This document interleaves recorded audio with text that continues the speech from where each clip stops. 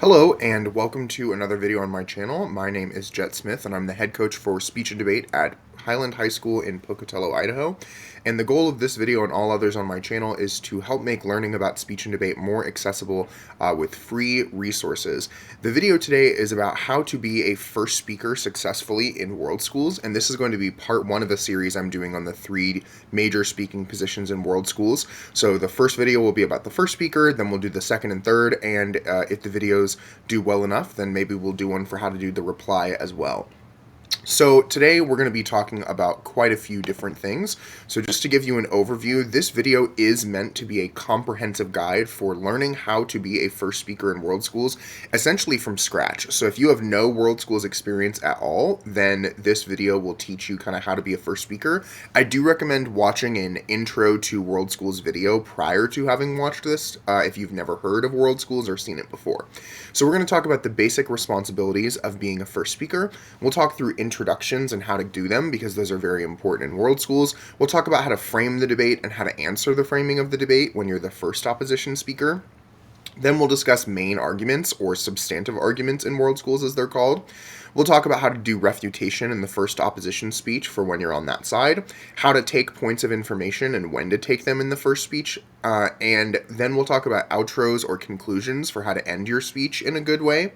Then we'll talk about what you should be thinking as a first speaker and doing in an impromptu round, particularly during impromptu round prep.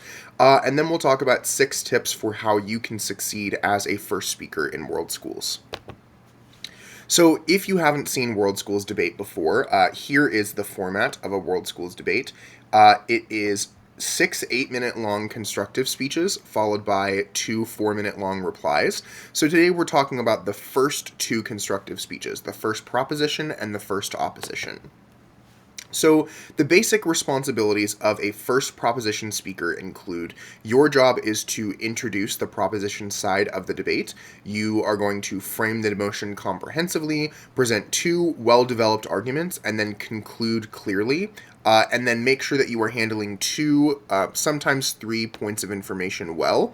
And what does this look like when we break it down into kind of the budget of your speech time? The first proposition constructive is 8 minutes. The first 30 to 45 seconds should be spent on your introduction. Then you'll spend about 1:35 to 1:45 on framework. At this point, you can and should probably take your first point of information, and you'll take about 30 seconds for them to ask it and for you to answer it. Then you'll give your first substantive or main argument, which is about 2 minutes to 2 minutes and 20 seconds. Then you'll take your second point of information, which will be about 30 seconds again for asking and answering. You'll then give the second substantive argument for about 2 minutes to 2 minutes and 20 seconds, and you'll conclude your speech with a 15 to 30 second outro. Now we're going to break down each of those steps of the speech depth, but we're first going to talk about how to be the opposition first speaker because it's a little bit different. So your job as the opposition first speaker is to introduce the ops side, to accept or reject the proposition's framing from the first speech, to refute the proposition's first 2 argument, and then the rest is the same. Present 2 main arguments for your side, conclude your speech clearly, and handle 2, sometimes 3 points of information effectively. For your 8 minutes, your breakdown looks a little bit different. You still have a 30 to 45 second introduction, but instead of going to framing and framing the entire debate, you are going to refute the first proposition constructive here. This includes their framework. So you will answer their framework if you're going to disagree with it, as well as attacking the main arguments being given by the first proposition speaker. So there are 2 substantives. Then you'll take your first point of information after doing your refutation. You'll use that to segue into your first substantive argument, which is shorter because you have to spend more time on refutation than they did on framing. So your first substantive argument should be between 1:45 to 2 minutes. Then you'll take your second point of information for another 30 seconds. Then substantive argument number 2, 1:45 to 2 minutes, before finally concluding with a 15 to 30 second outro.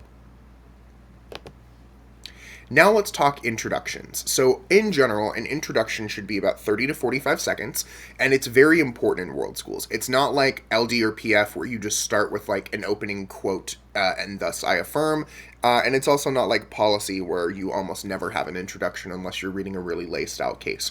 Think of it like an extemp speech introduction, an original oratory or an informative introduction, or a Congress speech introduction more than it is like the other debate styles.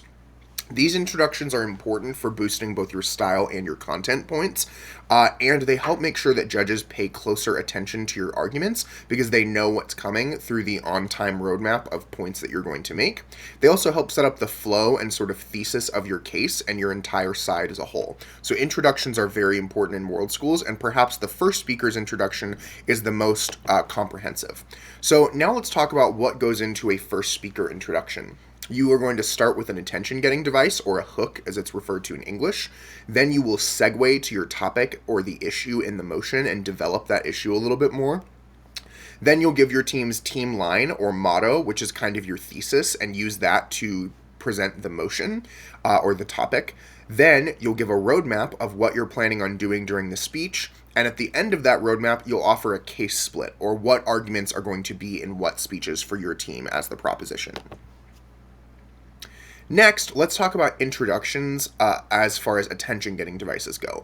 The goal of these is to hook and grab the focus of the audience so that they're with you. And there are two main types of attention getters. There's either humorous ones or serious ones. Now, for a first speaker introduction, my recommendation would be either a funny anecdote, either a personal story or a hypothetical story or an international news that's kind of funny, and then segue that into the topic so that you can really get the judge liking you and on your side. Or if you want to be really serious, my recommendation would be to lay out the major problems that are either already happening in the world related to the motion or that would happen in the world if the motion were to be adopted, and so that you can kind of get the judge to really see what's at stake here. And your attention getter should be interesting, unique, and easy to understand.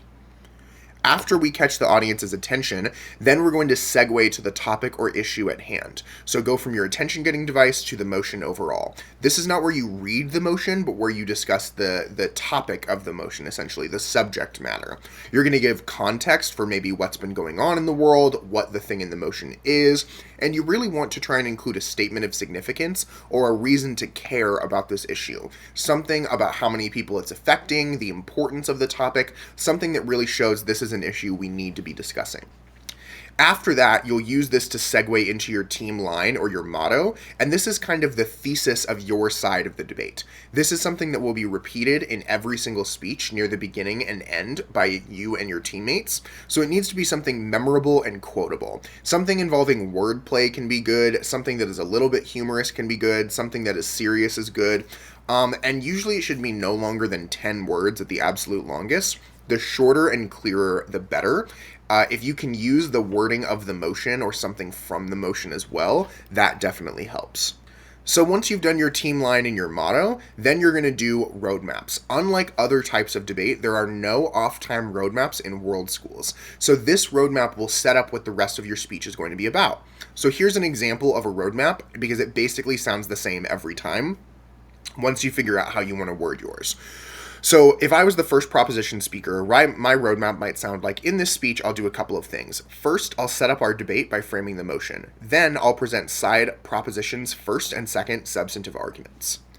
And if I was the opposition, instead I'd say, first I'll refute the proposition side's first constructive. Now, after the roadmap, but also kind of like a second part to the roadmap, we have what's called a case split. And this is kind of unique to world schools. It doesn't really exist in other formats of debate other than maybe British parliamentary debate. And that is, the first speech is going to present two main arguments generally for your side, and your second speaker will present another argument for your side. So you split up your case between the first two speeches instead of putting all of it in the first speech. And you need to split the arguments in a way that makes sense logically. Some circuits actually expect you to name the exact arguments that you'll be presenting or give a short tagline for them after the roadmap. And I recommend doing this because if you imagine that the audience is only going to watch either your first or second speech, they need to be convinced of your side either way. So if you can tell them, this is what I'm going to be talking about and this is what my partner is going to be talking about, even if they're not fully in love with your first speech, they'll hang on because they know that there's an argument they're interested in coming in the second speech. Additionally, it's just rhetorically persuasive. That's the reason why we have previews of main points at the end of our English essay introductions, at the end of oratory, extemp, introductions. We want the audience to know what's coming up so that they're more likely to remember it. It also helps set up your third speech by covering 3 different areas of the debate. So if you have 3 substantive arguments, each should be covering a different area of the debate, even if the first 2 are kind of linked because you're presenting them, so that your third speaker can now set up the debate to be 3 key areas of clash from your substantives. So now let's talk about strategy with case splitting. Usually you want to put your strongest of your 3 points as your first substantive argument, although some people on the international circuit would say your first substantive argument should always be a principled argument, which we'll get to later, and your weakest point should probably be your second point.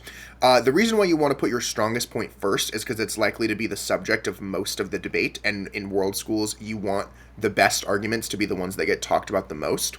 And then you want your weakest point second, because if you run out of time and you have less time to develop it, it's the least harmful to your strategy, and it's going to get a point of information less often than your first substantive is. So if you're worried about it being weaker, you probably don't want them to get to ask you a point of information about it.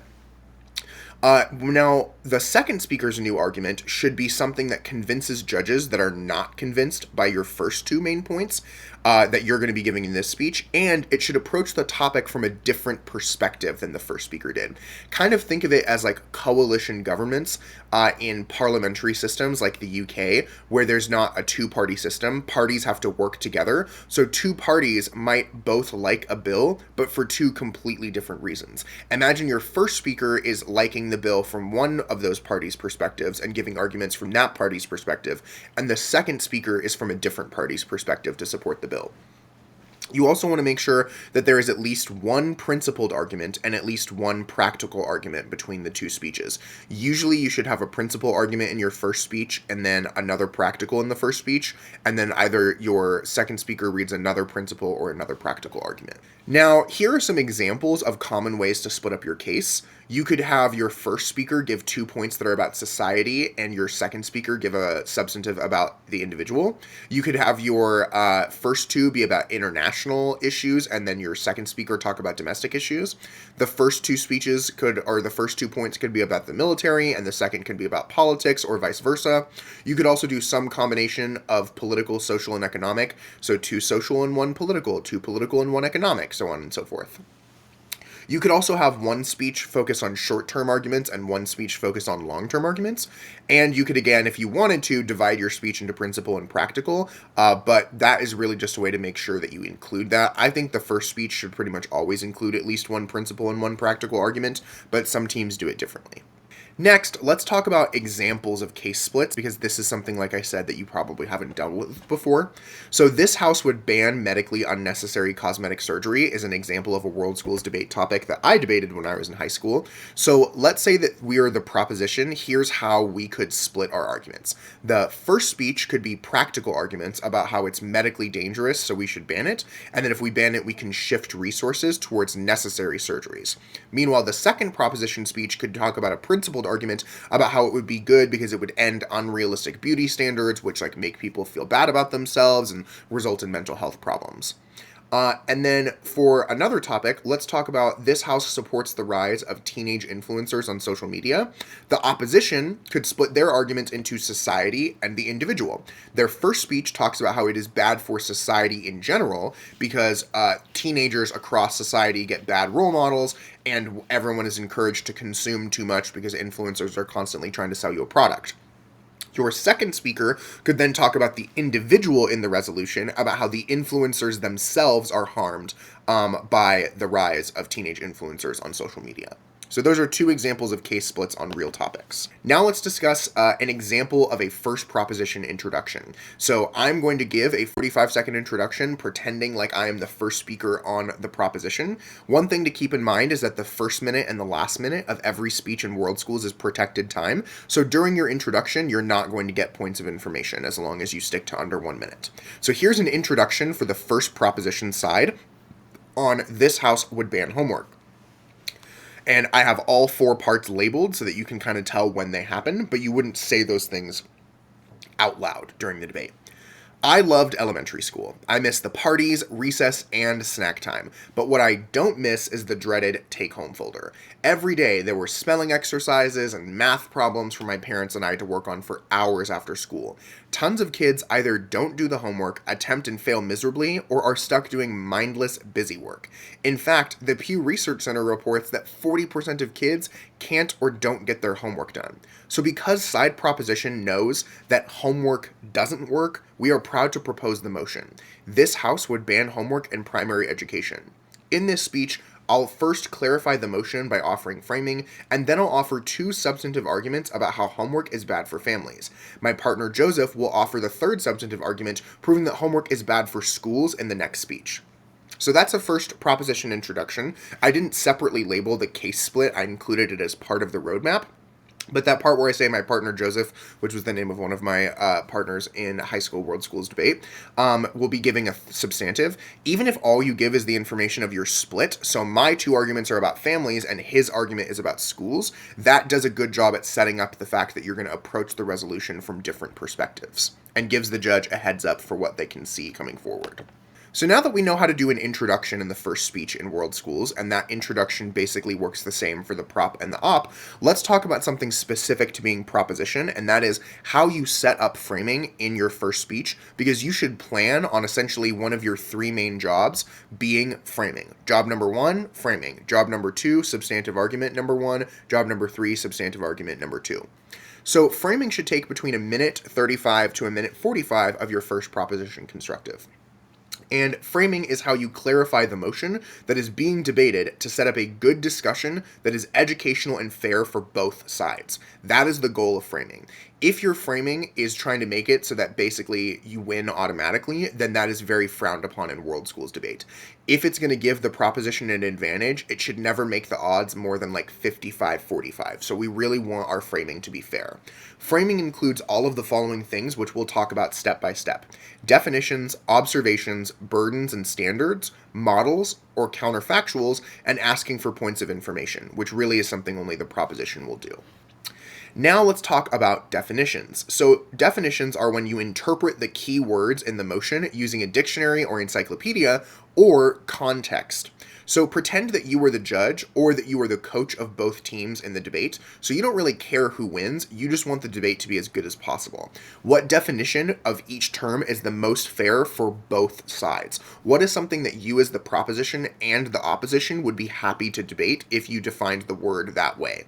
You want to define any of the words that are potentially up for misunderstanding or that are crucial to understanding the topic. So offer more definitions in world schools than you typically would in another type of debate, especially because you're only going to debate this topic once or maybe twice, which means there isn't like a community-wide acceptance for like what each word in a resolution means, like in public forum or LD or policy after the first few tournaments on a topic. So examples would be, this house would prefer not to discover aliens if they exist. If you got that motion, I would consider defining all of these things. This house, discover, and aliens, and then maybe even prefer, and maybe the word exist as well. So all of those words might be essential for debating and could result in misunderstandings if the opposition and the proposition think they mean different things. So now on definitions as well. Every single world schools motion always starts with this house, which you might have noticed by now. So you need to always define this house, either implicitly or explicitly. So on policy motions, which are phrases this house would, or sometimes this house supports, if the thing after supports is like a policy, these topics are about action. And this house in these resolutions most often means a global government with the power to make decisions for all countries. So think of it like a bill in congressional debate, where it is a law that comes into effect of some sorts. Imagine that the United Nations included every country on Earth, and that it had, power to make decisions for every country. That is usually what this house means, unless the topic says otherwise, or the topic is about something that isn't a global issue, but is only an issue in like one country or one region, in which case this house would probably be that country or that region's governance structure. Or you might have value or fact motions, which are usually phrased as like this house believes, this house regrets, this house prefers, this house supports sometimes. If what happens after supports is about like a concept more than a policy. So these resolutions are asking you to either make a judgment on the value of something or the truth of a matter. So in these resolutions, imagine this house represents the average global citizen making a determination, or that once again, this house is a global government, but instead of it being a bill with the force of law, it's more of a resolution. If you've done congressional debate, you'll know that a bill has the force of law, whereas the resolution is basically just Congress saying this is something we agree with. So a value or a fact motion is essentially a global government saying this is something that we believe in, even if it doesn't necessarily change policies. So make sure that you understand what this house is and define it in your motions, in your framing. The next thing to talk about is observations, which you might have learned from public forum or Lincoln Douglas debate. But observations are additional clarifications about the motion or about your definitions of the motion that try to prevent misunderstandings and streamline the focus of the debate. The purpose of an observation should be only really one of two things. One is to set the scope of the topic or to clarify what parts of the motion are crucial to the discussion and what parts of the motion you're not going to talk about, essentially what should be included and excluded, or to provide context. Observations can give information for the debate, helping to ensure that all parties interpret the motion in the intended way. It's essentially a second step to the definition to make sure that everybody is on the same page and that the debate happens fairly. The next part of framing in the first proposition speech is either burdens or standards. So framing should clarify the role of the proposition, opposition, and or judge in terms of what their job is when approaching the motion. And burdens do this for the two sides of the debate, the prop and opposition sides, whereas standards more tells the judge what their purpose is. And you should be careful of using both in the same debate because either they contradict, which is confusing, or they're very repetitive. Sometimes you'll want both, but you should always have at least one or the other as part of your framing segment of the first speech. So now let's talk about burdens more specifically. The example motion is this house believes that contemporary social movements should focus on class differences rather than identity differences. But before we get to that example, burdens are win conditions or expectations that are placed on the arguments that each team makes that must be fulfilled for that team to win. They define kind of what each team is responsible for proving so that the judge can easily pick a winner. Whichever team is fulfilling their burden best wins the debate. Burdens should be logical, clear, and achievable. And do not just place burdens for the sake of having burdens. It's not a burden if you can't explain why it is one, right? Then it's just a thing you're saying they should do without a reason. Burdens actually work better than standards in cases where the things that each team needs to do is not reciprocal or just the opposite of one another. So if your burdens don't make sense to be like equal for each team, then that would be when you want to read burdens. If both teams have the exact same burden that they have to prove, then you probably want to read it as a standard instead. But before we get to standards, an example of burdens on this house believes that contemporary social movements should focus on class differences rather than identity-based differences. You could say that the proposition burden is to prove that focusing on class differences is a more effective way to achieve social change than focusing on identity-based discrimination, where the burden of the opposition is to prove that focusing on identity-based differences is a more effective approach than class differences to achieve social change, or that both approaches should be used roughly equally to achieve social change most effectively. So the burden is essentially proving that your half of the motion is better at achieving social change than your opponent's is. Or for the opposition, that they don't have to prove one should be focused on more than the other, they can prove that they should be focused on roughly equally. So now let's talk about standards, which is the other way to do burdens. And these are weighing mechanisms, or ways for the judge to evaluate and assess the importance of arguments that are presented to them. The team that wins the debate round is the team whose arguments fit that standard best.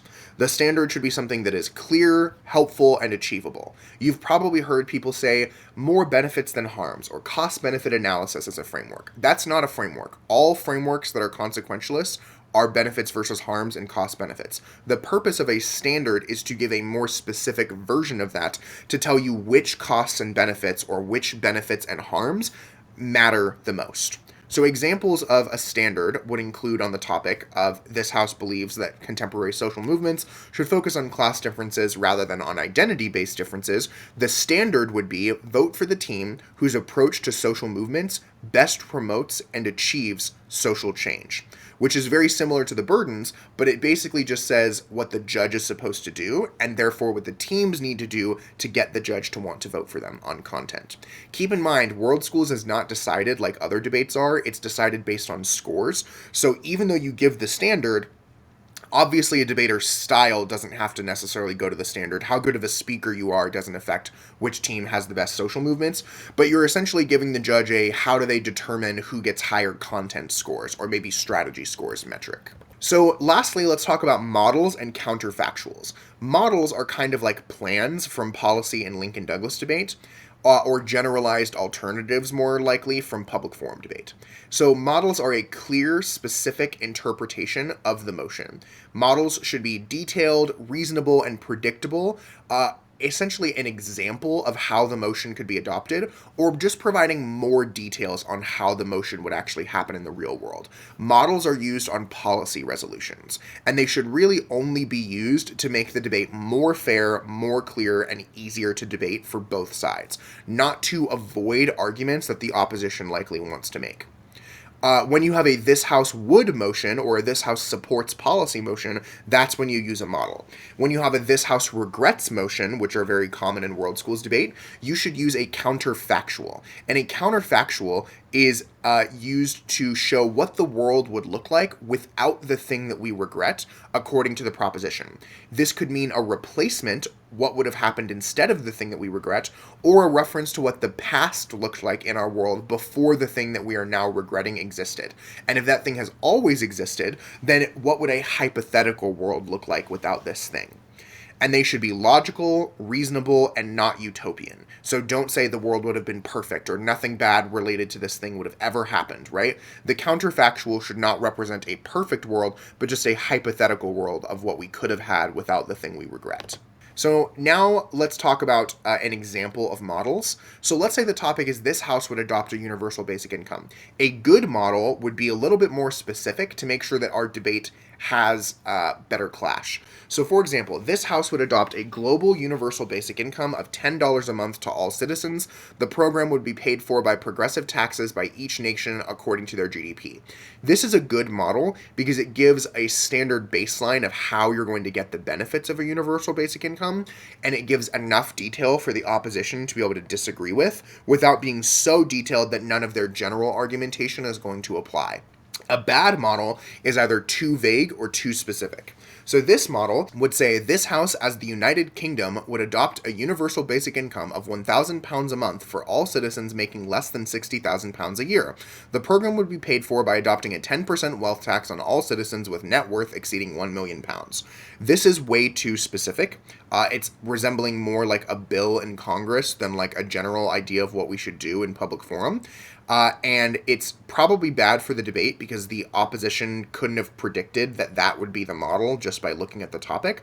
They're specifying one country when it doesn't really give a reason to specify one country in the motion. And so it would just make for a really bad debate unless that had been the topic in the first place. So now let's talk about counterfactuals a little bit more. An example of counterfactuals on the topic, this house regrets the invention of social media. A good counterfactual would sound like this. Side proposition argues that without the invention of social media, phone calls, text messaging, instant messaging, and emails would have remained the primary way in which people communicated using technology. So you're just giving a theory as to what would have happened without social media. Examples of a bad counterfactual could be one of these things. Side proposition argues that without social media, everybody would have so much more time on their hands that they would have invented something better than social media to use on time. That sounds utopian because you can't know what people would have invented, and you're claiming a hypothetical benefit without having the burden of proving what that benefit would be. Or you could badly argue, side proposition says that without social media, nobody would be as addicted to their phone, so everybody would just communicate and hang out in real life. It's probably not realistic with that. Without social media, we would do nothing to communicate online. That's why the first counterfactual I give you is better, because it's a realistic way of saying what would we be doing in a similar way instead of the thing we regret. Then, in a debate with a counterfactual, the job of the opposition is to say that we like the current world better than we would like the hypothetical world of the counterfactual.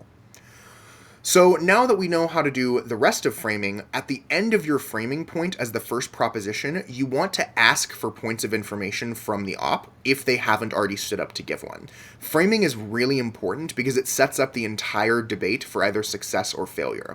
And if the teams can't agree on what they're debating, the debate is going to be bad, spend too much time on framework, not enough time on substance, and the two substance pieces of the teams will be like ships passing in the night. Proposition teams that frame the debate to be really good for them and bad for their opponents are punished with bad scores in content and strategy, and it will likely cost you the win. When you give your framework, one of two things is likely to happen. You're going to get almost no points of information because they agree with everything you're saying because you're being reasonable, or they're going to stand up and give a lot of POIs because they completely disagree or are blindsided by the way that you framed the debate. Remember that each speech should really only take 2 points of information, and you should probably take one of your points of information as a first proposition speaker during or right after framing. So if your opponents are insistent, rising over and over and over again for points of information during your framing segment, it's a good idea to take one of them because you could clear up a misunderstanding now rather than having to deal with it in the later speeches, but don't cut yourself halfway through your framework argument or your sentence. Deal with their framing question during a point of information, but make sure that you are doing it at the end of a sentence, or better yet, at the end of your framing point entirely. The other reason it's good to take a point of information now if they're trying to give one is because you can deal with it before the first opposition speech and the second proposition speech so that they can do their jobs more effectively. Additionally, it's a good idea because it's easier to answer points of information about your framing than it is to answer them about your substantive arguments, and they're usually less effective at undermining your position than if you were to take 2 points of information about your arguments and instead you take one about an argument and one about your framing.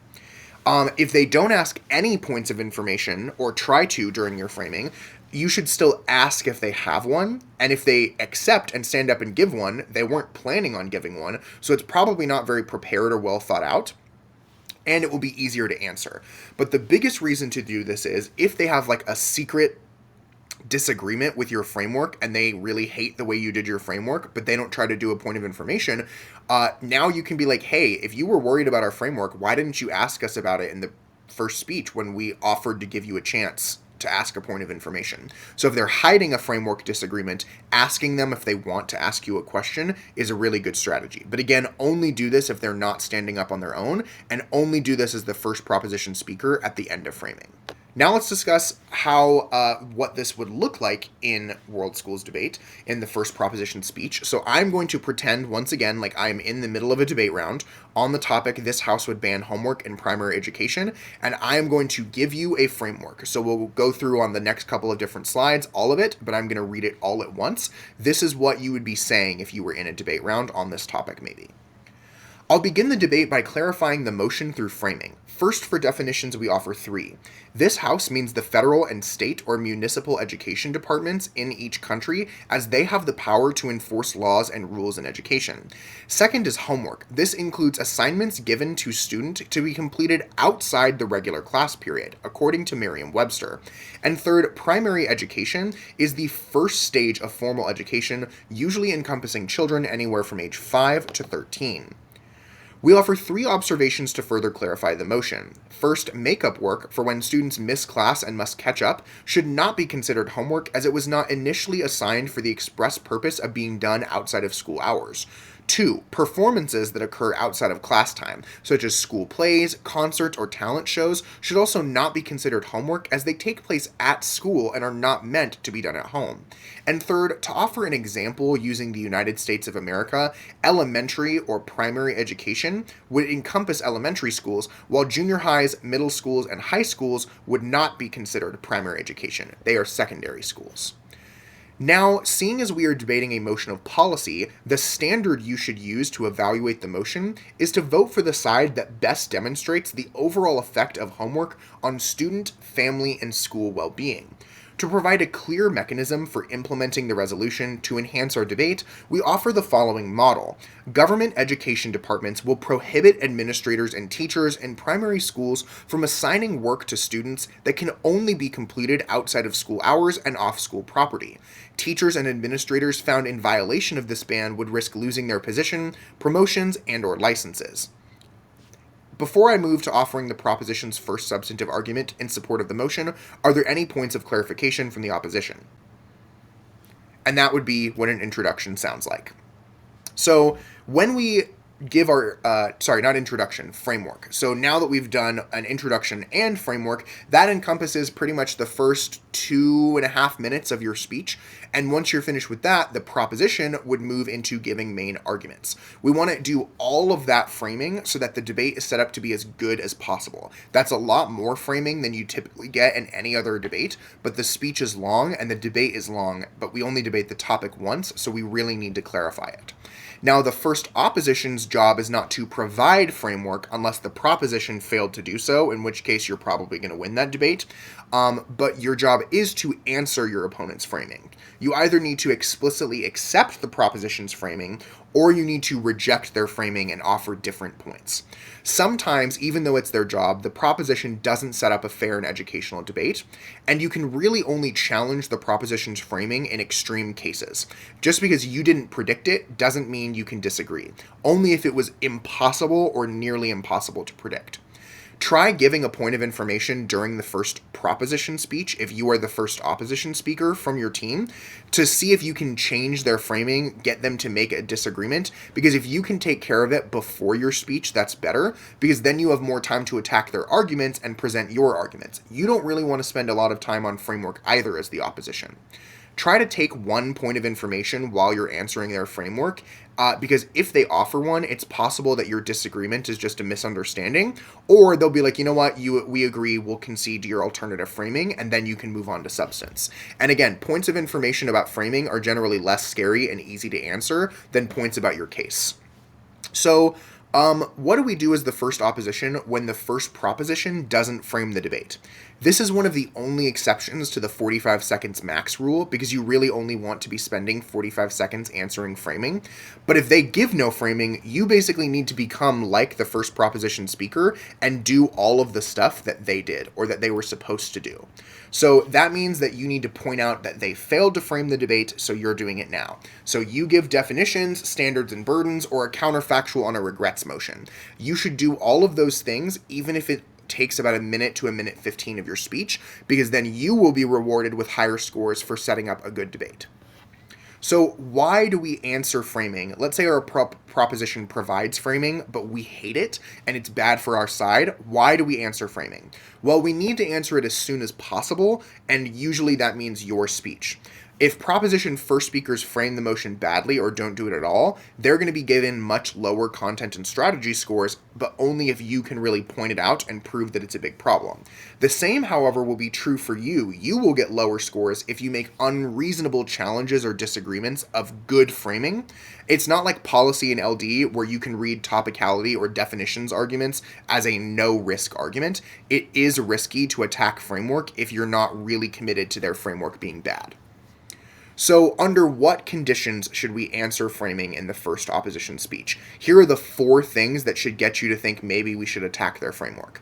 1, they have read definitions that are so bad that they pretty much take away all of the ground of arguments that you could talk about in the debate. 2, they have observations that make no sense or are so unreasonable that they also make it basically impossible for the opposition to win. 3, they have established a standard or burdens that are lopsided or unfairly skewed towards one side or the other, so that your case will either be unreadable or not matter very much if you don't read different burdens.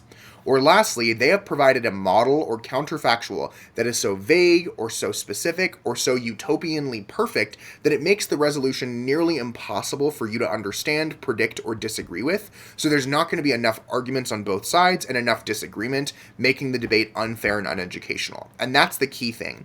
If their framework makes the debate unfair and uneducational, not just slightly less fair and slightly less educational, that's when it's a good idea to attack the proposition's framework. So The first step of attacking framework, if you decide to do this, and if they have bad definitions, would be to read counter definitions or observations. You need to both read a different definition than the one they gave and justify it. If you want to read a different definition, it can't just be slightly different wording. It needs to be a majorly different definition, and you have to give arguments that prove why that definition is better than the one that they were going to use.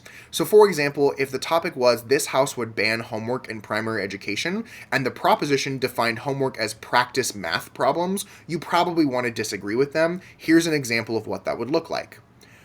Opposition offers the counter definition of assignments given by teachers to students meant to be completed outside of normal school hours according to Merriam-Webster.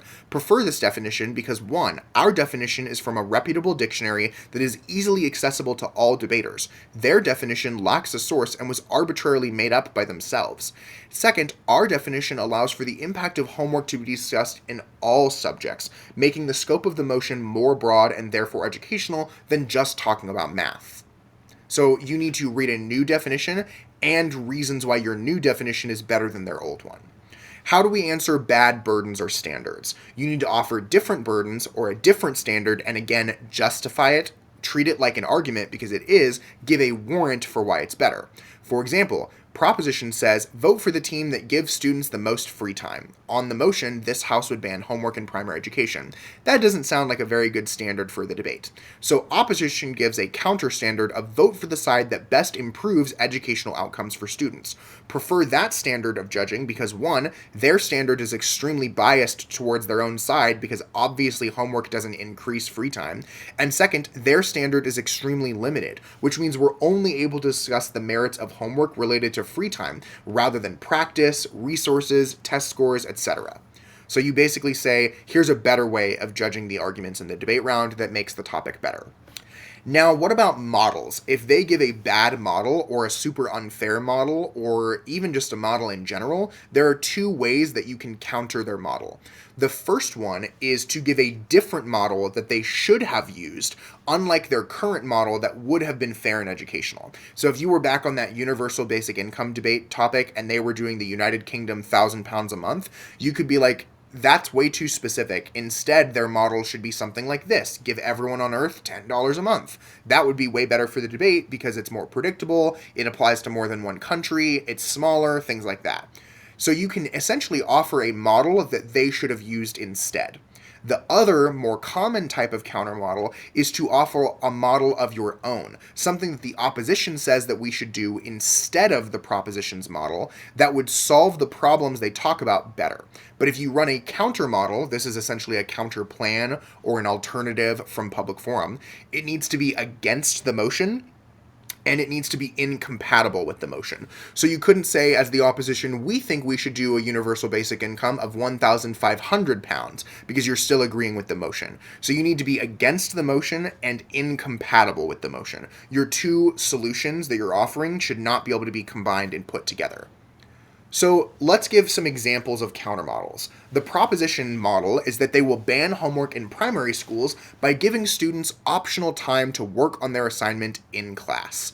The opposition says that that is a bad model for the debate because it doesn't really ban homework and therefore it doesn't really divide ground. Instead, the proposition should use a different model. To prohibit teachers from assigning work meant to be completed at home in the first place. So the first kind of counter model is saying you should use this model as the proposition instead of the one you chose. The other type of counter model is if the proposition says maybe we should ban homework entirely, you say rather than banning homework entirely, if you vote for the opposition, you would be voting for prohibiting homework being included in a student's grade, but not prohibiting it from being assigned. So teachers could give out homework as a way to practice, but it could not be included in the student's final grade. So the first type is a way of saying, hey, proposition, you picked a model that's bad for the debate, you should do this one instead. The second one is a way of saying, even if your model is good, our counter model is better than the motion, so the judge should vote for us instead. So the second one isn't really a framing issue as much as it is like a substance issue. Now let's talk about counterfactuals. So if the proposition is on a "this house regrets" motion, then they are going to hopefully give a counterfactual or a example of what the world would have looked like without the thing we regret. But if they give a really bad one, as in it's unclear, it's utopian, it's unrealistic, you should push back on them for it. So an example of a counterfactual would be if the proposition says a world without social media is a world without technology addiction. You should disagree, and that might sound like this in your first opposition speech. We think this is entirely untrue and is a bad faith effort to skew the debate in their favor. Rather, we think a world without social media would still have technology addiction, but simply with different technology, like television and video games. They can still argue social media is more addictive than these other technologies. So you're essentially saying, the world we should be debating versus the status quo is not a world without technology addiction at all, but a world without certain addiction to certain technologies like social media because it doesn't exist. So you're essentially debating the merits of using more social media versus using more forms of other media, which sounds fairer. So now, when you are in the first opposition, sometimes, especially in an impromptu motion, you are just going to completely disagree with what the proposition says. Especially if you get like a wacky topic, like this house prefers a big stick over carrots, and it's like an analogy resolution, or this house believes that high fences make good neighbors. It's always possible that you and the proposition completely disagree on what the motion means. What you should try to do, even if you completely disagree with their way of setting up the debate, is to debate under both frameworks. That means that you debate the proposition as they are, and you refute their arguments, even if you think you shouldn't have to debate them. It also means that you or your second speaker should try to give a substantive argument that fits their interpretation of the motion, even if you didn't write one. So if you wrote your substantive arguments to be like, oh, the topic means X, and they frame the topic as meaning Y, you can still give your arguments about X and challenge their framework, but you should try to have at least one argument for your side that says if you think they're right and that their way of setting up the debate is good, we still win with this argument that applies to framework Y. Now that we've talked about framing, either how to give it as the first proposition or how to answer it as the first opposition, we're getting into the real meat of these first speeches, which is offering two substantive arguments. Substantive arguments are the main points that teams in world schools are trying to give to prove the motion as the prop or disprove the motion as the op. These are called contentions in debates like Lincoln Douglas and Public Forum. They're also referred to as new matter in British Parliamentary, or BP, which is like the college version of world schools. So you might hear it get called that. Typically, there are two substantive arguments in the first speech of each team and one substantive argument in the second speech of each team. The first proposition's two substantives should each be about 2 minutes to 2 minutes and 20 seconds, so over half your speech should be giving new arguments when you combine those two together. And the first opposition should be a little bit shorter because they have to spend more time refuting, so each of your substantive arguments should be 1:45 to 2 minutes each. So when you are deciding what to talk about in a debate, whether you're in your hour of impromptu prep or you're brainstorming the motion with your teammates, how do you know which arguments you should choose to go in the first speech? Focus on the heart and the core of the motion. Whatever is most obvious and true, or what comes to mind for your side, is usually what you should do. If a non-debate person heard this topic, what arguments would they immediately think of? That's what you should choose to do, because you want to focus on the heart of the motion, because you only get to debate each motion once. And we want our debates to be educational and in-depth. The next you should think about is areas of clash. Where are the biggest disagreements on the topic? The places that the prop and the op are going to fundamentally disagree. That should be the arguments that you choose because it will create the best debate and the most clash. It will also set up your third speaker quite well. The next thing you should think about is simplicity. Your arguments need to be easy to understand and explain because you're only going to get max 2 minutes and 20 seconds to deliver it. So something that is super complicated and would normally be a 4-minute argument if it was in policy or a one contention case in public forum or something like that probably doesn't belong. You also need to remember that you should have both principled arguments and practical arguments, so a mixture of things that tug at the judge's heartstrings and convince the judge's brain that you are correct. You also want to balance stakeholders. So think of every single motion as affecting groups of people. Maybe it affects citizens of the third world. Maybe it affects business leaders. Maybe it affects children. So every motion is going to have groups of people who are strongly affected by the subject of the motion or the outcome of the motion if it's a policy topic. So try and pick 3 arguments that each affect a different stakeholder, and you'll be getting a balance of groups of people that would care about the outcome of the topic. Again, this sets up your third speaker quite well too. So when we want to read a substantive argument, there are 2 major kinds. There are practical arguments and principled arguments. If you've done Lincoln Douglas debate, this will make more sense to you. Think of practical arguments as more consequentialism, utilitarianism based arguments. And this is what they'll look like. I've basically made a template for how to write every single practical substantive argument, whether it is in an impromptu motion or in a prepared motion. So writing this stuff down would be very useful for you. The first thing is a tagline. You need to name the argument in a short way that is easy to flow and catchy and easy to remember.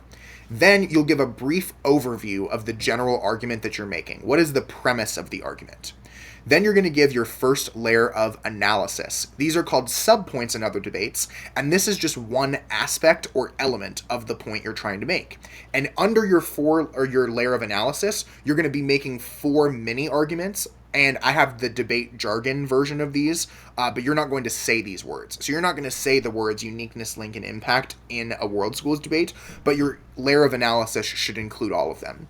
The first part of your layer of analysis should explain what is happening now or what was happening in the past. If you're the proposition, usually it's going to be there is a bad thing happening now, but if you vote for us, the motion can fix it. Or there was a good thing happening, but then the thing we regret happened. So it's just what was happening now or what is happening in the past.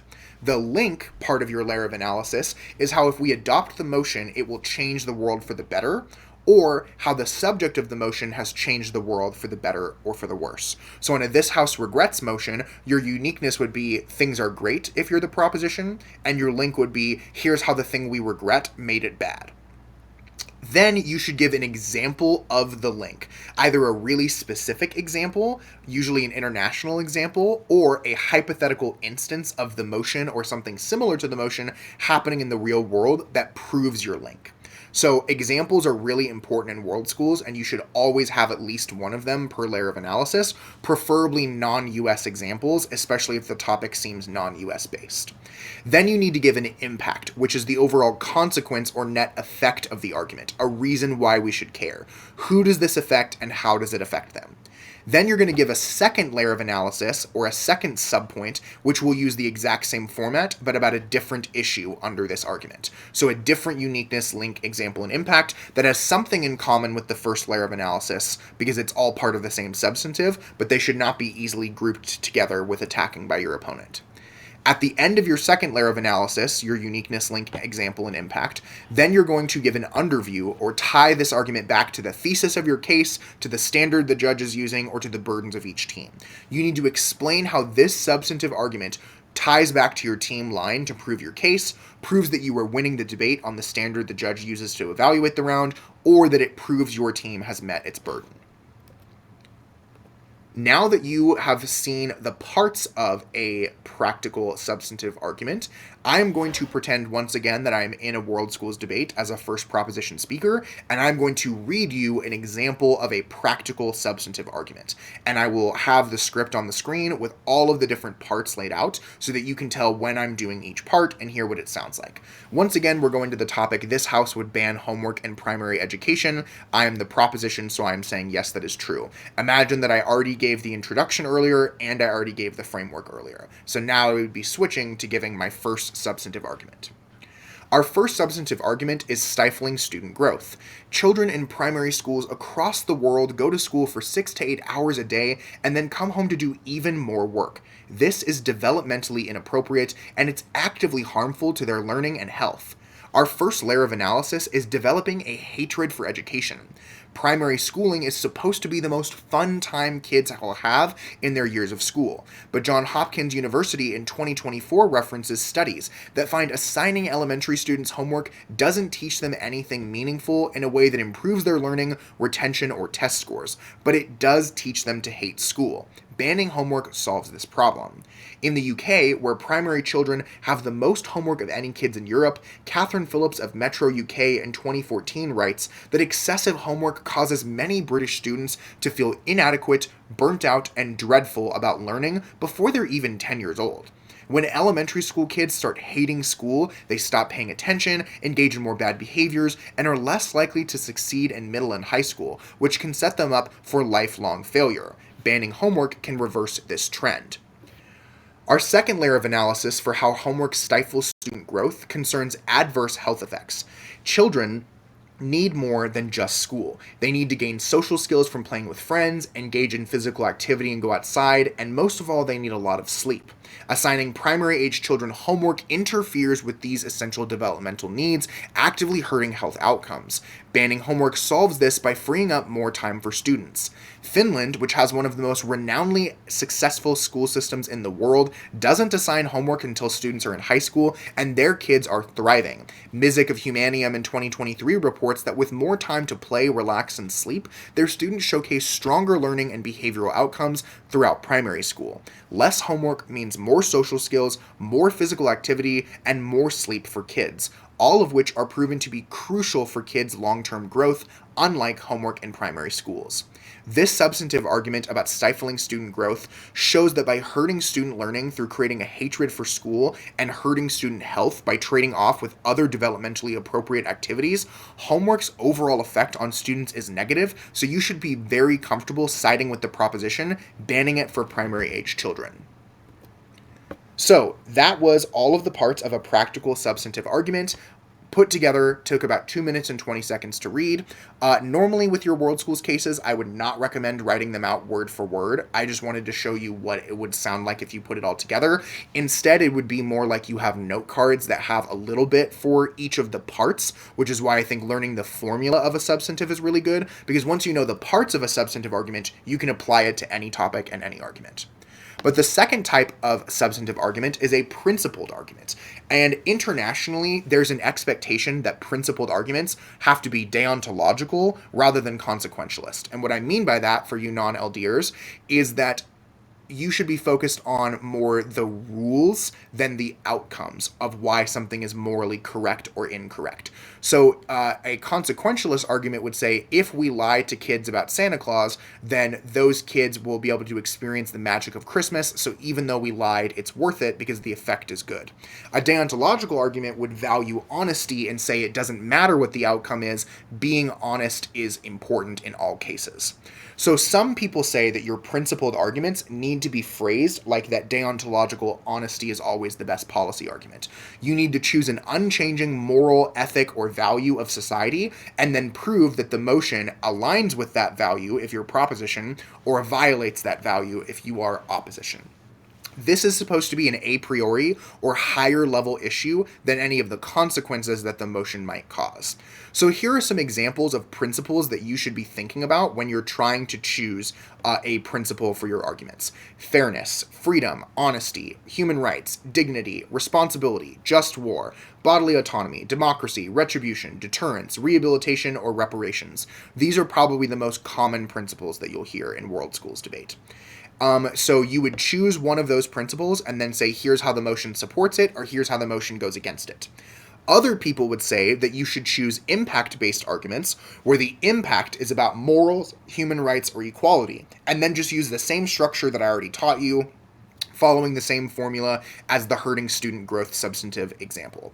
However, if you don't format it like I'm about to teach you, some people, particularly internationally, will say that that's not really a principled argument. It is a practical argument with a principal impact, which is known as a hung principle and might get you lower scores in some cases. So if you want to read a true principled argument, then here is the structure that you will follow. So you're still going to give a tagline, name the argument in a short way that is easy to flow and catchy, and then still give an overview that explains the general philosophy of the argument. However, your layers of analysis will look quite different. Your first layer of analysis, the goal is to prove the principle in a non-topic specific way. So there are 3 steps to this as part of your layer of analysis, rather than like uniqueness, link, and impact. First step is explain the principle. What is it? If your principle is human rights, what do you mean by that?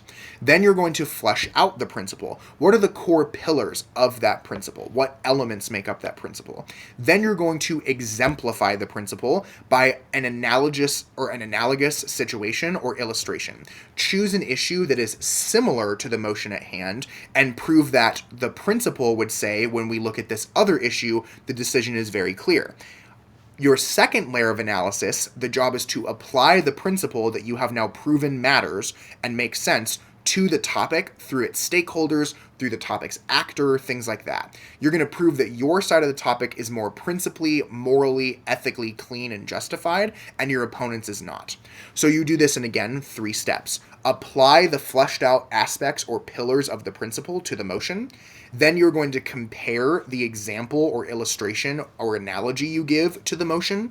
And then you're going to justify the principle as really important. Then you tie it all back together. You give an underview that either ties this to your thesis, to your standard, or to the burdens to prove that this argument wins you the debate. This might sound really confusing if you've never done it before, so let's do another example of a principal substantive argument. Now we're going to argue from the opposition's perspective. So it's still on this house would ban homework, but I am now pretending to be on the opposition side in my first speech. My first substantive argument takes about 2 minutes, and it is a principled argument. So I will now pretend like I was giving the speech.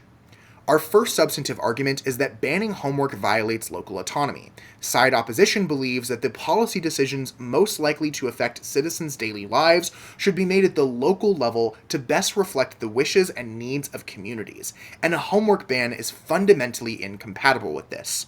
Our first layer of analysis is the value of local autonomy.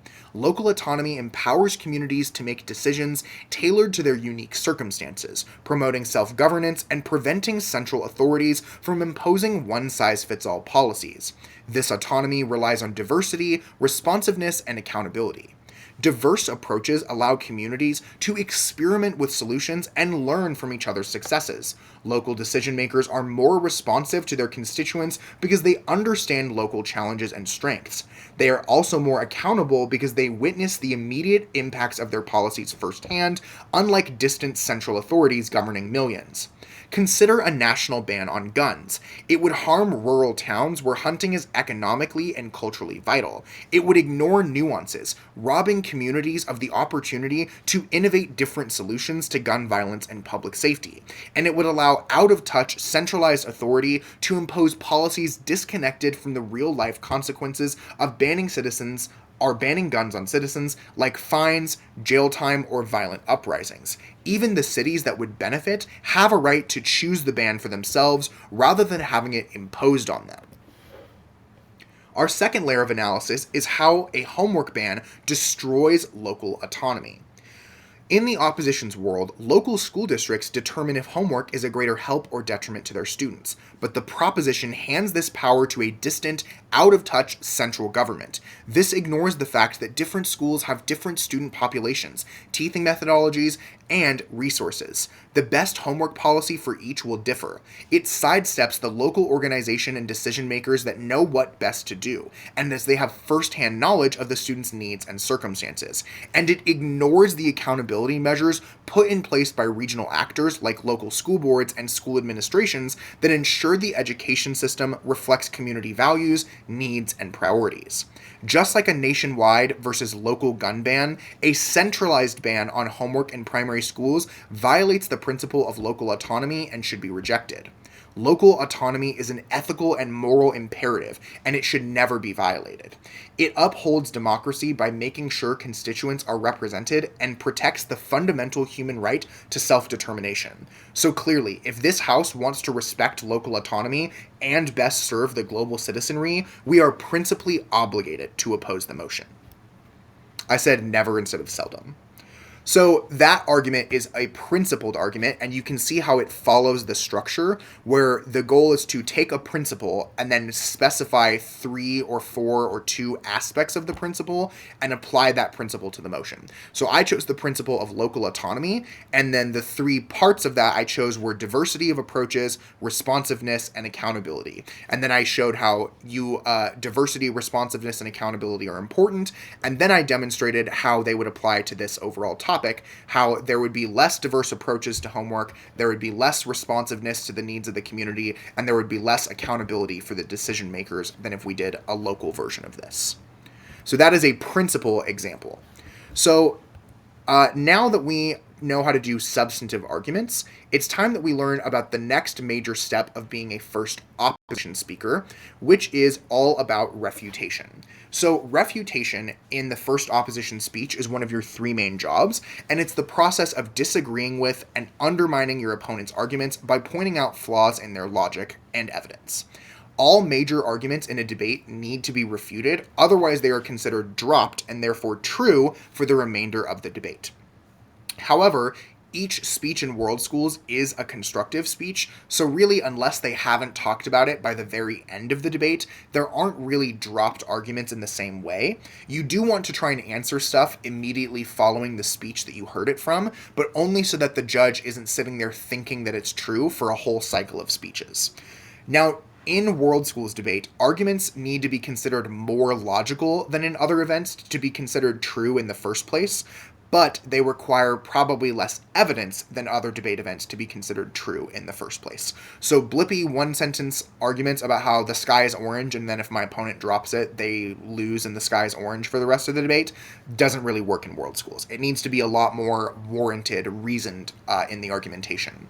But because the winner is determined based on points, dropping a small or unimportant argument isn't going to cost you a debate, because you're not just making a determination on the flow, you're valuing style, content, and strategy. However, refutation is essential to the content part of your score. If you are not answering arguments that your opponents are making, you are going to get lower content scores and probably lower strategy scores too.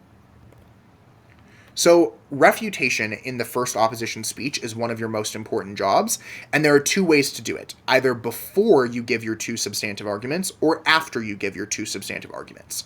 Doing it before means that the judge doesn't have the proposition's true arguments in the back of their mind while they're listening to yours, and you're less likely to do too much cross-applying. Your attacks will be more different from your case's arguments if you have to attack before you can present your case.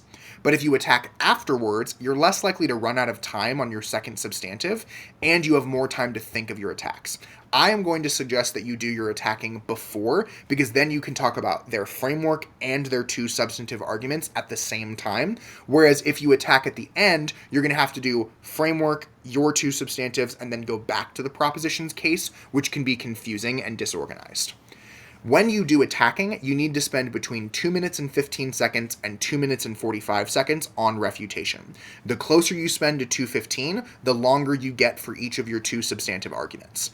Really, you should only be taking 2 minutes and 45 seconds on attacking if you're doing a lot of framework attacks. It takes about 5 seconds to agree to their framework and up to 45 seconds to attack it, unless they didn't present one at all, in which case you're going to be doing a lot more framing, and then you have less time to give your substantives and less time to attack.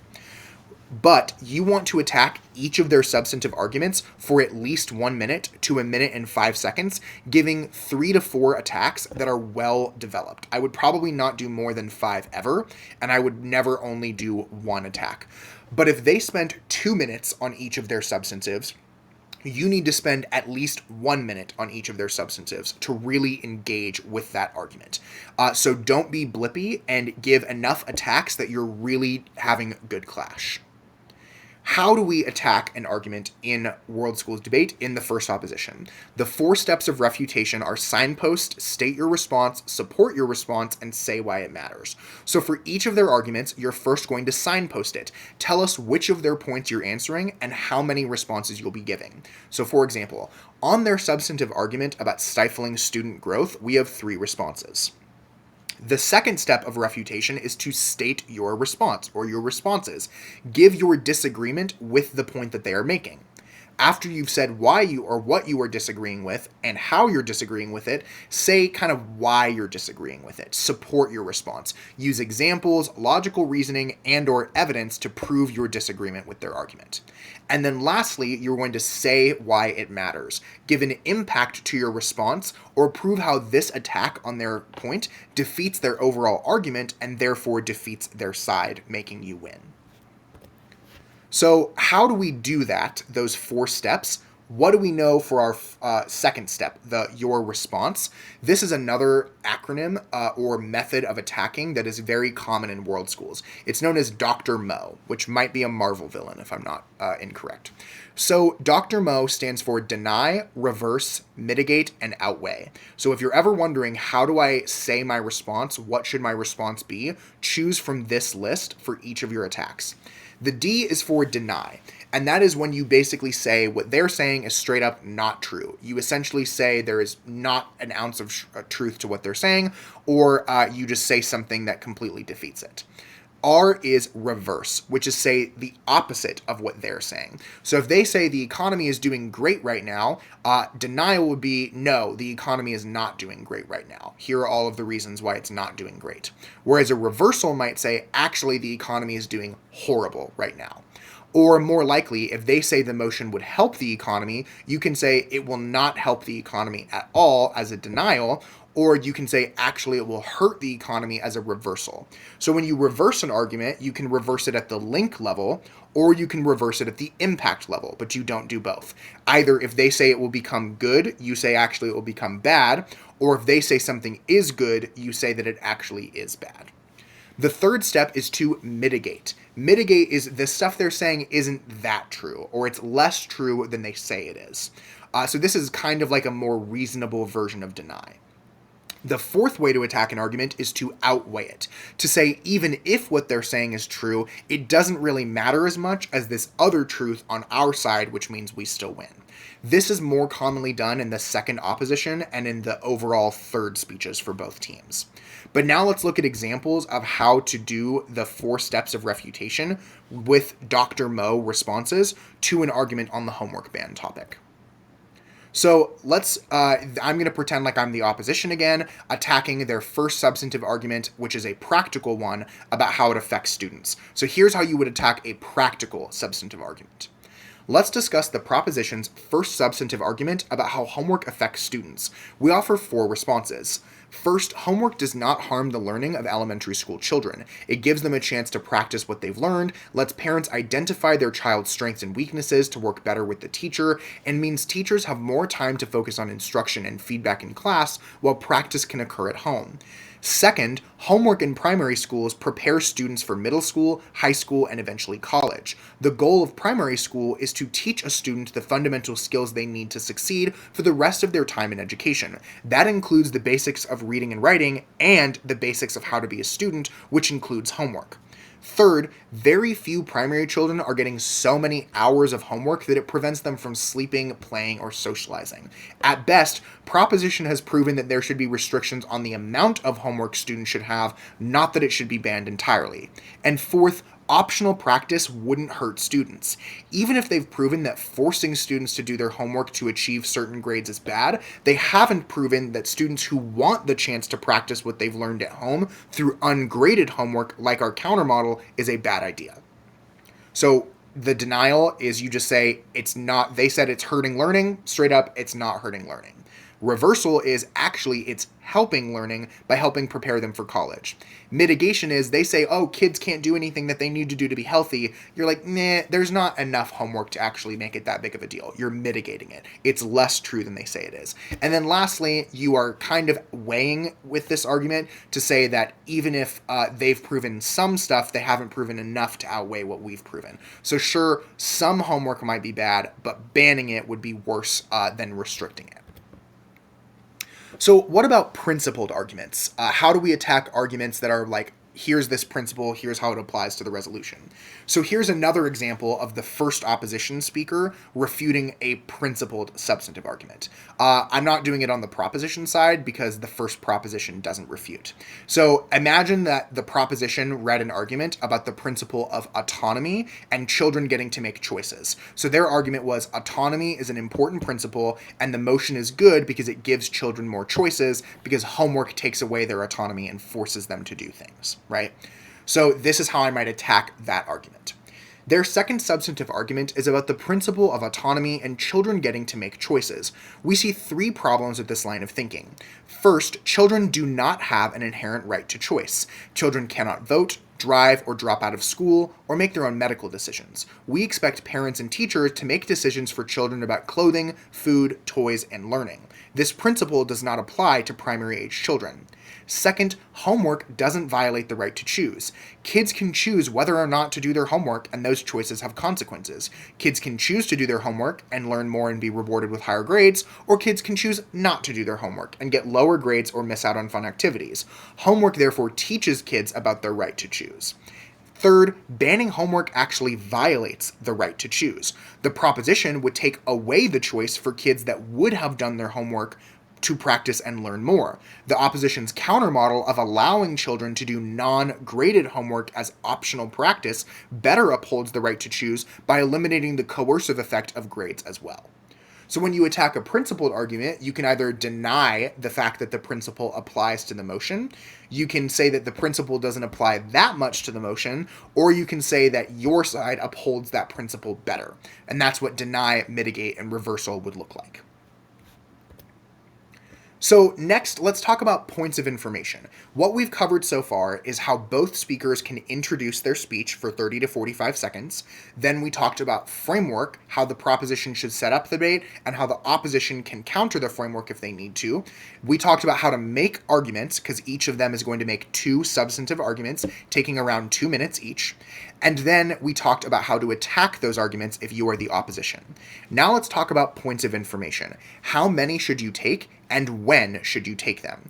You should take 2 points of information in every speech and try to take them at spaced out intervals. Don't take them one after the other. Try to take 1 point of information in the first 4 minutes of your speech and 1 point of information in the last 4 minutes of your speech. Ideally, if you can choose when to take them because they're standing up all the time, take 1 at the end of framing if you're the prop, or 1 at the end of attacking or refutation if you're the op, and then take another 1 at the end of your first substantive argument. You can use points of information as a way to transition between your 3 major jobs. The proposition's 3 jobs are framing, first substantive argument, second substantive argument. The opposition's main 3 jobs are refutation, first substantive argument, second substantive argument. So if you can take a point of information in between those jobs as a way to transition, then that will be very good for the flow of your speech. Either way, never interrupt yourself halfway through a sentence or a thought or an idea to take a point of information. If you can't take them switching between framing and your first point, or refutation and your first point, or your first point and your second point, then take them in between layers of analysis so that you aren't interrupting a thought and getting confused on where you were. Now that we know about points of information, let's talk about the last step of your speech, which is the outro or the conclusion. These take 15 to 30 seconds and are unfortunately often skipped by debaters that lack time management and discipline. My recommendation is to get a stopwatch timer, use the one on your phone, and yes, you should have an 8-minute timer going for your speech, but you should also be pressing the lap function every time you switch from one thing to the next. So when you finish your introduction, hit lap. When you finish your first point, hit lap, so that you can see how much time you're spending on each point. Be really disciplined and even write in the corner of your flows or your note cards, I'm allowed to spend this many minutes on this point. I'm allowed to spend this many minutes on this point, so that you are guaranteed to have enough time at the end of your speech for a conclusion. Because if you skip your conclusion, it will hurt all 3 of your scores. Outros are persuasive, help you slow down, and can be well rehearsed to give you an extra style point. Outros are persuasive speech contents, kind of like oratory, informative, and the extemps, and judges expect them to be there. They also remind the judge of your team line and main points so they can boost your content scores. And they showcase that you have excellent time management skills. If your speech is top heavy, you either have to skip the outro or rush through your second substantive, both of which are going to hurt your scores in the strategy category. So make sure you have a good outro. What are the parts of an outro? The parts are tie back to attention-getting device, review your speech's main points, and finish with your team line. So if your attention-getting device was a funny anecdote, go back to the funny anecdote, and then maybe transition it from being funny to serious now that you've given your content of your speech. Or you can call back to the serious harms that you referenced in your attention-getting device, if you went the serious route. Then you're going to review your main points. This sounds very similar to the roadmap. So we've demonstrated through clear framing of the proposition and our first two substantive arguments that your decision in the debate is clear. Something like that, right? Whereas if you're the opposition, you'd say, we've demonstrated through raising serious issues with the proposition's case and our first two substantive arguments about blah and blah that your choice in the round is clear. Then you will finish your outro with your team's team line. Because blah, blah, blah, we oppose. Or because blah, blah, blah, we propose. So here's an example of a first proposition speech conclusion for the band homework topic that I've given you an example of an introduction, an example of framing, an example of a proposition practical point, and there would have been a second one too. I loved elementary school, but I and millions of other children would have loved it a lot more without homework bogging us down. We've demonstrated through clear framing of the motion our first substantive argument about respecting kids' right to choose and our second substantive argument about improving familial equity that the choice in this debate is clear. Because homework doesn't work, we propose. So brief 25 to 30 second conclusion hits all 3 points. So we've gone over everything that you're supposed to do in the speeches mechanically, but what do we do when we're the first speaker in an impromptu round? Here is some advice or some things to keep in mind for what to do when you get an hour to prepare your first speech. First, make sure that you are 100% clear on what your team's framing of the motion is going to be. If you're the opposition, make sure that you talk with your devil's advocate person about what the prop is likely to frame the motion as so that you can adjust your framing to match theirs. You've got to make sure the framing is set first so that your arguments apply under your framing. Second, if you're on a 4 or 5 person team, one of the non-speakers, their job should be to be your assistant, and they should help you with writing, generating ideas, finding examples, double-checking your points, editing, watching your speech. That person's job is to help you succeed. And if you don't have an extra person, your third speaker should kind of be splitting their time between preparing weighing blocks and working with you. Discuss with your second and third speakers about halfway through your prep time what you can do in the very first speech to try and preempt the opposition's best and worst arguments, or how you can attack the proposition's most likely arguments. So even though the first proposition speaker doesn't get to do refutation, you can boost your content scores and showcase more of your skills if you can preempt or find ways to attack likely opposition points in your 2 main points. So now, what are your priorities? What do you actually need to work on in what order during your hour of prep? Follow your team's set hour of prep time. Usually that's like 5 minutes of silent brainstorming and then 5 minutes of downloading and sharing ideas and then 5 minutes to make sure everyone knows what the case is going to be about. And then you split up for 15 to 20 minutes to write your speeches and things like that, right? So follow that. But once you're in your individual work time as a first speaker and you have your assistant or somebody helping you, this is the order that you should be doing things. Step 1, write the framework. Get the framework written as soon as possible and double check it with a teammate because it sets up the rest of the debate. Step 2 is to write your first substantive argument. You'll have the least amount of time to think of things to say during the round, especially as a first proposition speaker for this point, because there's no prep time once the debate starts. And it's the argument that is most likely going to get a point of information asked about it and is the focus of most of the refutation of the other side. So make sure you have enough content that you can fill a 2 minute to 2 minute and 20 second speech if you're prop, or a 1:45 to 2 minute long speech if you're the op on this argument. Then prep your second substantive argument. This will be your team's probably weakest point, but you need to deliver it like it's the strongest. You need to not run low on time earlier in the debate or run long on time earlier in the debate so that you can spend 2 minutes to 2 minutes and 20 seconds for the proposition or a minute 45 to 2 minutes for the opposition. This is also a great argument to use to preempt what your opponents are going to say, because if you sneak in things that will attack their case at the very end of your speech, they won't get to ask you a point of information about it. They're likely focused on preparing their own speech, so they're not listening as closely, and they might not answer it so that your second speaker won't have to do as many attacks later. They can use the attacks you essentially already brought up. The fourth thing you need to focus on is, if you're the opposition, refutation. Work with your teammates to discuss the most likely arguments that the proposition will go for and what responses are essential to defeating those points. If you're the proposition, instead, you're going to focus on that preemption. What are they going to say, and how can I prevent them from getting away with that argument? After you've written all of this other stuff and thought about it, so after you've written your framework, your two substantives, and you've thought about how you're going to refute or preemptively refute your opponent's case, that's when you work on the introduction. Even though it's the first thing you're going to say, it's the most formulaic and the easiest to come up with a lot of practice. Pick an attention getter that's either funny or serious, segue it into the topic with some context and a statement of significance that proves the topic is important. Come up with a team line, if you haven't already, that's catchy and is essentially a thesis for your team's case, and then don't forget the roadmap and the case split.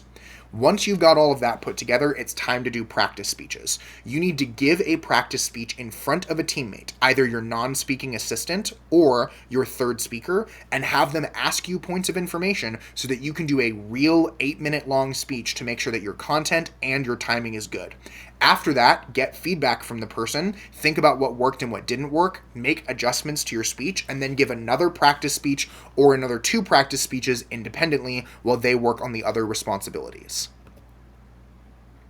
So now that we've talked about how to do impromptu speaking as a first speaker, what are my top 6 tips, whether it's a prepared motion or a non-prepared motion, whether you're proposition or opposition? What are the 6 things I would recommend that you do as a first speaker to really succeed?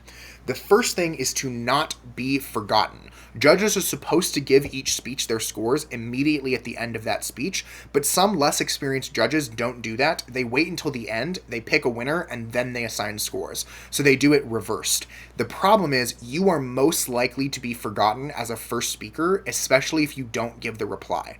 So how do you make sure you're not forgotten? You have iconic one-liners in your speech, you have a lot of personality, you're standing up super often for points of information and you ask really great ones, and you consider being the reply speaker in front of a less experienced judge to make sure that they don't forget you, and because you have more time than all of your teammates to prepare.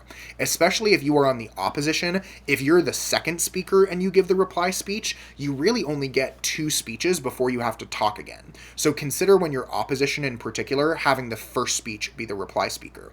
But as the proposition, it's also effective to have the first speaker be the reply speaker, because the same person is giving the very first speech of the debate and the very last speech of the debate. So they have the best view of the entire round, because they're not working on preparing their next speech immediately. They can be focused on what is happening for the whole round and give the best vision.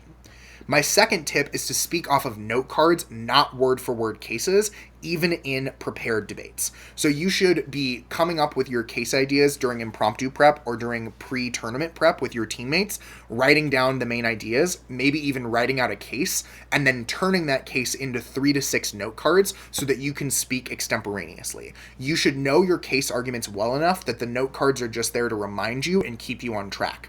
And unless it's your team line or a direct quote or a stylistic choice, you really don't want to write stuff word for word so that you can speak naturally, even in prepared rounds. Cases should not sound like LD and PF cases. They should sound like impromptu cases that you just had more time to work on. Third tip is, don't say stuff or agree to say stuff that your teammates want you to say that you don't understand. In impromptu motions or motions with extemporaneous cases, Don't give arguments, framing points, or refutation that makes no sense to you unless they want to write it word for word and teach you how to say it.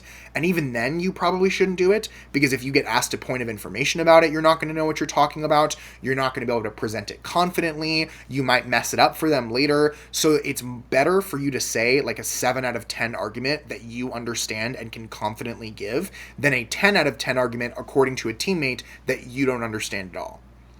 The fourth tip is to stay current, especially as a first speaker. You need to be reading international and global news headlines often so that you can pull out examples and illustrations off the top of your head easily. Stay up to date on the practice motions that are getting released by everybody so that you know what people are debating. Pay attention to recent World Schools tournaments so that you can see what topics are getting debated.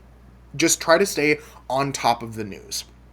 Next is to watch a lot of rounds. That's tip number 5. Watch World Schools Debating Championship videos online and analyze what the best first speakers from across the world are doing and emulate it.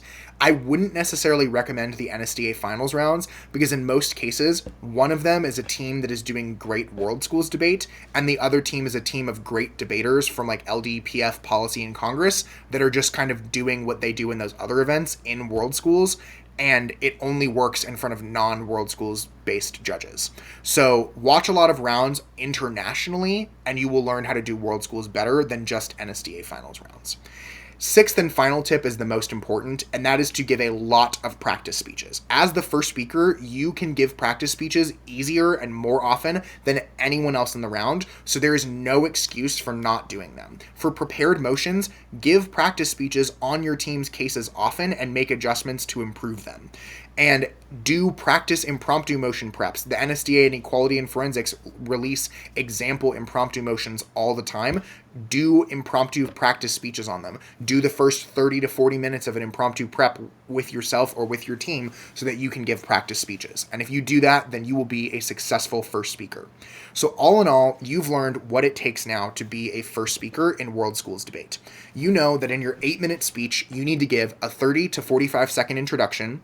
Then you need to either frame the debate for 1:35 to 1:45 as the proposition, or attack the first proposition speaker for 2:15 to 2:45 with refutation if you are the first op. Then you're going to give 2 substantive arguments for your side. They will be around 2 minutes each, depending on what side you're on, a little bit longer if you're proposition, and then you're going to give an outro. You know what you need to do in impromptu motions, and you know what you need to do to prepare and to have a lot of success. So I hope that this presentation was helpful for you. If you would like me to make videos about the reply speech, let me know in the comments. The next video that I release in this series will be about how to be the second speaker. I'm really looking forward to World Schools debate getting bigger in the state of Idaho and hopefully around the country, and I wish you the best of luck. If you have any questions about how to be a first speaker, or if you have resources, other videos, other materials that you like for learning how to be a first speaker, drop them in the comments, and I will see you in the next video.